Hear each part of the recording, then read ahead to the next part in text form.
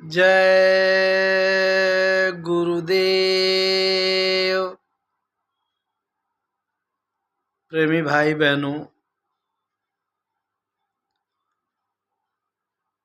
मनुष्य का स्वभाव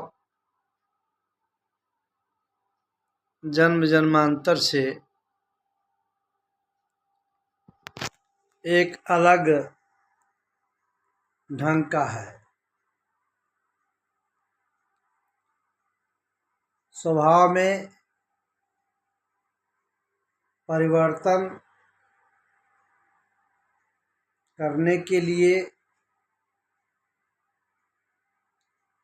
कुछ न कुछ अलग से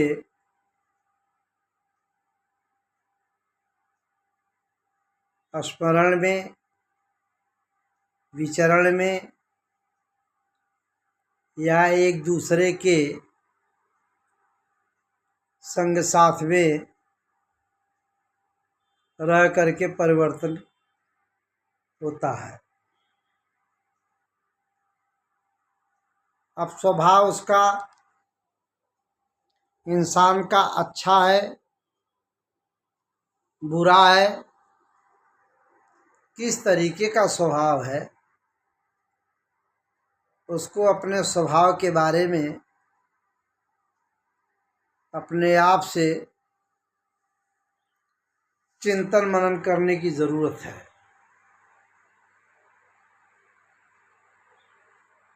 जब व्यक्ति किसी के संपर्क में, साथ में, किसी संग सोहबत में बैठता है और अपने अग्रजों में जो आदरणीय, अनुकरणीय हैं, जो सम्मानित हैं, सम्माननीय हैं, उनके बीचों बीच जब बैठता उठता है तो वह एक दूसरे के स्वभाव की, एक दूसरे के संस्कार का तुलनात्मक अध्ययन होता है। स्वभाव एक तो उसके ऊपर प्रभु की कृपा हो जाए, स्वभाव जन्म जन्मांतर का होता है, और साथ संगत में भी स्वभाव का परिवर्तन होता है। संग दोष लग जाए तो अच्छे स्वभाव बुरे स्वभाव में परिवर्तित हो जाते हैं, और यदि अच्छे वातावरण में अगर ये इंसान की दिनचर्या चल रही है तो उसके बुरे स्वभाव भी अच्छे में परिवर्तित हो जाते हैं। स्वभाव को परिवर्तन करने के लिए अपने अंतर्मन में एक वैचारिक क्रांति लाने की जरूरत होती है, जो इस बात पर गौर करते हैं, जो इस विचार में डूबते हैं कि संसार के सारे जितने भी हमारे परिधि में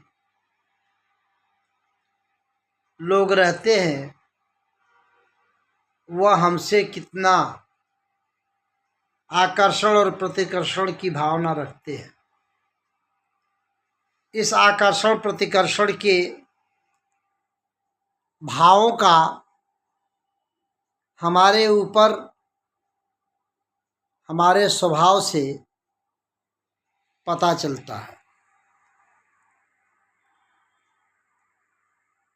जब किसी व्यक्ति के भीतर ये दृढ़ता आती है कि हम अपना स्वभाव सरल बनाएंगे, सरस बनाएंगे, सहृदयता का बनाएंगे, हमारा स्वभाव दूसरे के लिए पीड़ाहारी होगा, तो ऐसे स्वभाव को,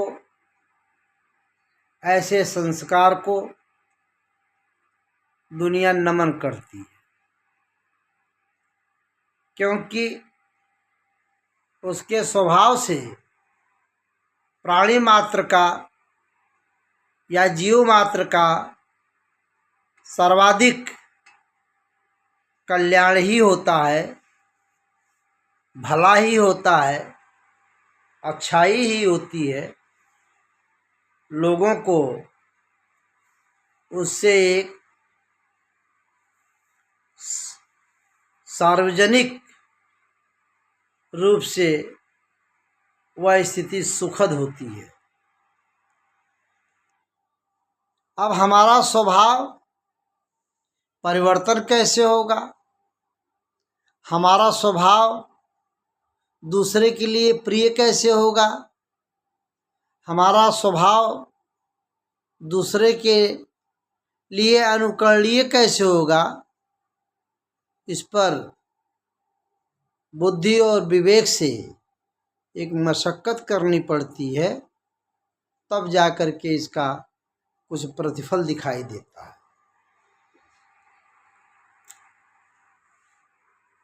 हमें इस दुनिया में आकर के ऐसे जीवन को जीना है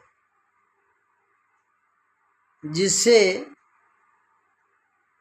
दूसरे लोग आनंद की अनुभूति करें, दूसरे लोग उसे अनुकरणीय बनाएं, समझें। तो हमारे स्वभाव को किस तरीके से समाज में उतारना है, यह हमारे ऊपर निर्भर करता है। लेकिन यदि हमारे सम्मुख किसी का स्वभाव हमसे विलोम भाव में है, तो हमें उससे प्राय यह कोशिश प्रयास करना है कि उसका भी स्वभाव समभाव में हो जाए। परंतु शास्त्र सम्मत है कि यदि हमको किसी के साथ अच्छे बर्ताव करने के पश्चात भी यदि उसका स्वभाव परिवर्तन नहीं हुआ, तो हमें उसके ऊपर किसी भी प्रकार का अनाधिकार नहीं करना है, क्रोध नहीं करना है, किसी भी प्रकार का हमें ऐसा व्यवहार नहीं करना है जिससे उसके स्वभाव में परिवर्तन न होने पे हमें दुख की अनुभूति हो, दुख का अनुभव हो। बजाय इसके कि हम बार बार उसको प्रेरित करते रहें, लेकिन एक समय सीमा के अंतर्गत यदि परिवर्तन का लक्षण दिखाई नहीं देता है, तो हमें उसको अपने आप किए हुए कर्मों पर पश्चाताप करने के लिए छोड़ देना ही बेहतर होगा, ताकि वो अपने किए का फल प्राप्त करके स्वतः अपने स्वभाव में परिवर्तन लाने के लिए विवश हो जाएगा। इसलिए किसी भी व्यक्ति का स्वभाव ऐसा होना चाहिए। वैसे संतों ने तो स्वभाव के लिए कहा है कि आपका स्वभाव साधु स्वभाव होना चाहिए। साधु स्वभाव कैसा होता है? साधु स्वभाव सूप के स्वभाव का होता है। आदि संत श्री कबीरदास जी महाराज ने कहा है कि सूप का स्वभाव आपका होना चाहिए, क्योंकि सूप का ये स्वभाव है कि सार सार को गई रहे और थोथा देई उड़ाए। जो चीज़ें अपनाने की है उसे सूप अपने अंदर ग्रहण करता है, और जो व्यर्थ की चीज़ें होती है उनको उसी सूप द्वारा उड़ा करके बाहर उसको कर दिया जाता है, जो निरर्थक होता है। इसलिए सूप का वर्णन, सूप की समानता साधु स्वभाव से की गई है कि व्यक्ति का स्वभाव साधु स्वभाव का होना चाहिए।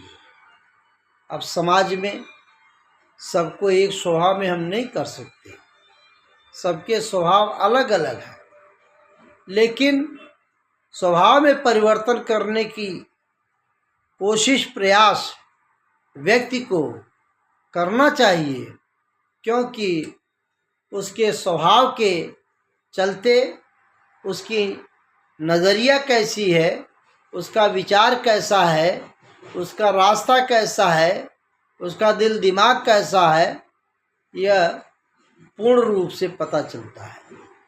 लेकिन क्योंकि कभी कभी ऐसे व्यक्ति होते हैं जो प्रत्यक्ष में तो आपके समक्ष ऐसे स्वभाव को प्रस्तुत करेंगे जो कृत्रिम होता है, बनावटी होता है, मिलावट का होता है। लेकिन जो सरल स्वभाव के होते हैं, जो शुभ स्वभाव के होते हैं, उनका स्वभाव एक रस होता है। जैसे एक रस होने का मतलब ये है कि आपके साथ उनका बर्ताव प्रारंभ से आदि तक समान दिखाई देता है, और वही स्वभाव सुखद होता है, वही स्वभाव सरल होता है। व्यक्ति को अपनी वाणी से, अपने कर्म से, अपने आचरण से, अपने व्यवहार से कभी भी किसी जीव मात्र के लिए कष्टकारी नहीं होना चाहिए, क्योंकि जीवन का असली उद्देश्य, जीवन का सार्थक, जीवन की सार्थकता इसी में है कि व्यक्ति का स्वभाव इस तरीके से हो कि वह अपने अंदर की रखी हुई एक अमोलक वस्तु को दूसरे के भीतर पिरो दे, दूसरे के लिए वो प्रदत्त कर दे, दूसरे को वो प्रदान कर दे, और उसके भीतर का जो बैठा हुआ व्यर्थ भाव है उसको निकाल करके बाहर कर दे। यही एक सच्चे मित्र की, एक सच्चे सखा की ये लक्षण भी होता है। गोस्वामी जी महाराज ने कहा कि सच्चा मित्र वही है जो गुण प्रगटे ही अवगुण ही दुरावा। जो आपके भीतर सद्गुण सद्भाव प्रकट कर दे और आपके अंदर जो दुर्गुण है उसको दूर कर दे, वही तो सच्चा मित्र है। सच्चे मित्र के लक्षण में तमाम महात्माओं ने आपको लिख करके प्रेरित किया है। ले गोस्वामी जी कहते हैं कि निज दुख गिर सम रज कर जाना, और मित्र के दुख रज मेरु समाना। मैं कोई मानस मर्मज्ञ नहीं हूँ जो आपको अर्थ बतला दूँ, लेकिन इतना ज़रूर निवेदन करूँगा कि जो मित्र के लक्षण है, जो सच्चे मित्र का लक्षण मानस में वर्णन किया गया है, अगर उस प्रकार से व्यक्ति अपने आचरण में उसको उतारे तो उसका स्वभाव अवश्य ही सरल बन जाएगा, समभाव का स्वभाव हो जाएगा, और वो व्यक्ति समाज के लिए, परिवार के लिए, पड़ोस के लिए, देश के लिए एक आदरणीय होगा, अनुकरणीय उसका आचरण होगा, और वो व्यक्ति अपने जीवन को सफल करने में अपने आप में विजेता होगा। आज इन्हीं शब्दों से आपसे विराम लेंगे, आगे फिर चर्चा होगी। आप सब लोग अपने अपने स्वास्थ्य पर, अपने अपने